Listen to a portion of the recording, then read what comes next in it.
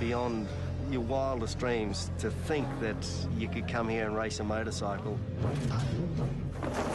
The Isle of Man TT is like a religion. It's the oldest motorcycle race in the world. You can stand on the footpath and you could literally reach out and touch the riders going past at close to 200 miles an hour.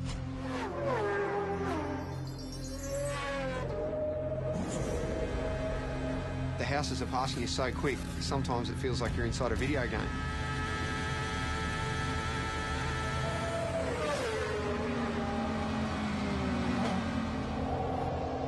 It's frightening. It's damn dangerous and it stresses me out.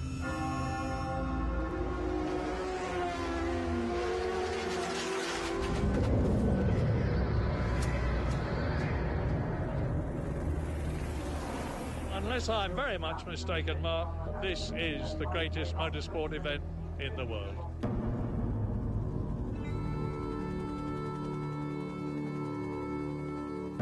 Between Ireland and Britain in the Irish Sea sits the Isle of Man. A sleepy tax haven for most of the year.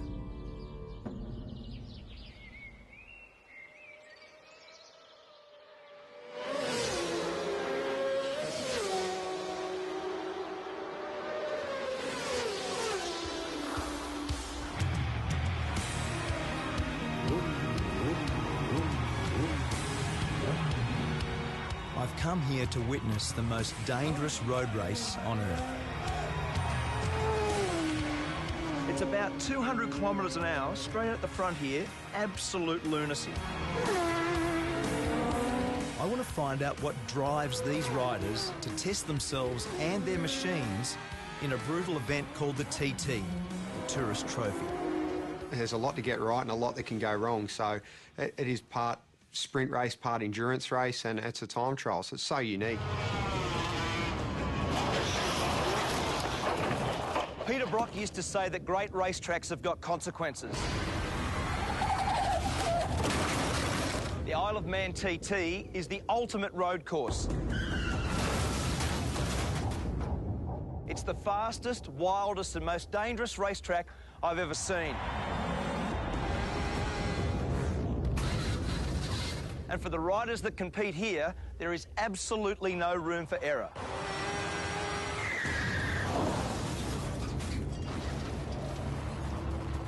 In its 104 years, 234 riders have died. It says on the back of your pass that motor racing is dangerous. This is dead set dangerous, isn't it?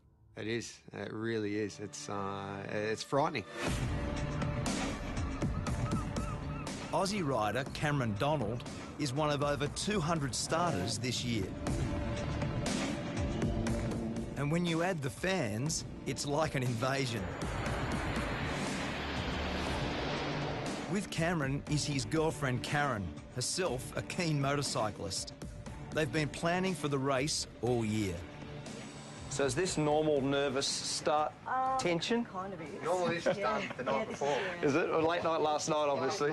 Usually we like to have this done the night before, everything, but by the time we finish, like 11 o'clock, it's just like, let's get out of here and worry about it tomorrow. So what's Karen's job in this world? Keep me calm. We were born without time, nameless in the young. Cameron grew up in Warrandyte in Victoria. It was his dad, Ken, who introduced him to the thrill of the two-wheeler. Lots of bike photos, not many other ones. No, we had consumed a fair bit of time, didn't it? It did. It took up a lot of time. From a young age, Cameron began winning and winning. I remember Mum actually saying to me, you know, you can't, when you're going to buy or build a house, you can't live in a motorbike. I remember saying to her, yeah, Mum, you can't race a house. So I think then she just pretty much gave up. The TT is held over a fortnight. 1 week for practice, 1 week for racing, 7 races in all. And in between, the public can go flat out, no speed limit on the Island Road course. Everyone that races here knows the dangers and they accept them and they do their best to ride accordingly. But I think it's sad in this world that we're all so wrapped in cotton wool these days, and there's so few opportunities to do anything dangerous. For Cameron, a plumber when he's not racing, there's no event bigger than this. Riders set off at 10-second intervals. It's all about the fastest lap of the island, and that's what makes it so pure and so dangerous.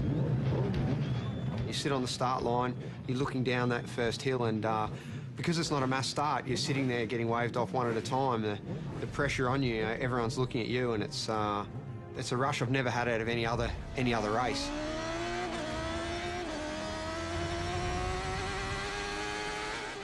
There's just so few events in the world where we can do such a thing, where you can close off a road and race a motorbike around it. It's such a beautiful thing. 61 kilometres of public roads. Over 200 corners to be negotiated. Top speed, 330 kilometres an hour. This isn't a track. This is a country road. Like, let's not get this wrong. And it's fast. My friend and 5-times world champion Mick Doohan has come here for the first time. Sort of madness, He's not racing, but on the parade lap, he got a taste of what it's like. First reaction, as soon as you saw the place, looked around, what was your first reaction? Yeah, I didn't need to come here to have that reaction. It's just, as I say, it really, it is absolutely just beyond your wildest dreams to think that you could come here and race a motorcycle. The race has always had its critics, but from the start, its danger was its attraction. Back then, racing was banned in England, and the island was the only place where there were no speed limits.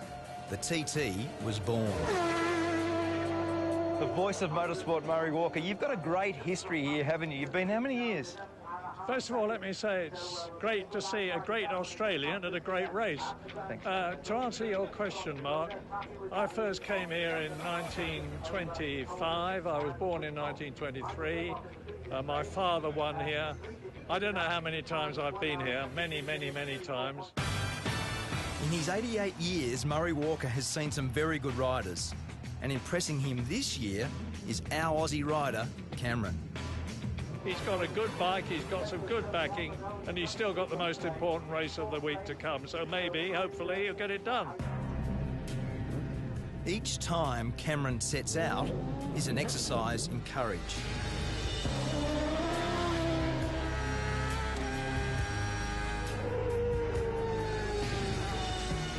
Each lap is an anxious one for Karen, who gets radio updates on his progress. I see the worry in her face before I head out for a race, and sometimes I feel a little bit guilty for putting people close to me through that stress. In the week I was there, 7 people lost their lives. 3 riders and 4 members of the public. ACU Events Limited regret to announce the death of Derek Bryan. I've lost a couple of friends in my years racing at the Isle of Man, and I do think of them in the corners that they've fallen in, and where Dobbsy crashed is one of the most intense corners on the track. Dobbsy, Paul Dobbs, died in the TT last year.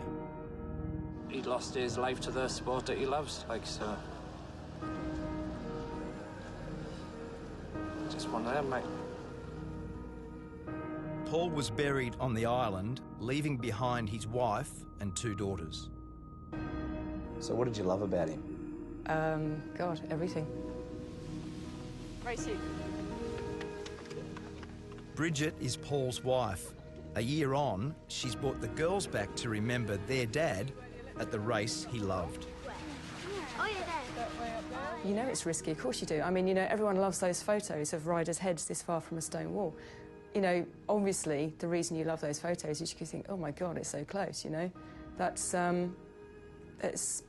it's other people have said that you only really know that you're alive when you're almost not. Some are just plain lucky to survive. Like Connor Cummins. I can actually see, where it's all gone wrong. I've disappeared over the side, and the way I look at it, that's where, you know, the injuries started to happen, and it's sort of, it does get to you a little bit. We'll just get on with life. The world ain't gonna stop for me. Has your opinion of the TT changed based on what's No. happened? No? No, Do you think it should be banned? you can't possibly ban it. I mean, I don't know if you could ban it if you tried. It's like a monster, you know. It's bigger than the rest of us. Riders don't come here for the prize money. There's hardly any. The TT is simply about the glory of being the fastest. And for Cameron, it was a glorious week. In his chosen race, the Superbikes, he was just pipped for first. But second still felt pretty good. Congratulations, mate. Well done. Really good, huh? When will you settle down and stop doing this? I don't see it too far away. I never saw racing the Isle of Man as a long-term prospect because, look, it is so dangerous, and I do see it as a numbers game. If you keep coming back, sooner or later, I see it's going to catch you out.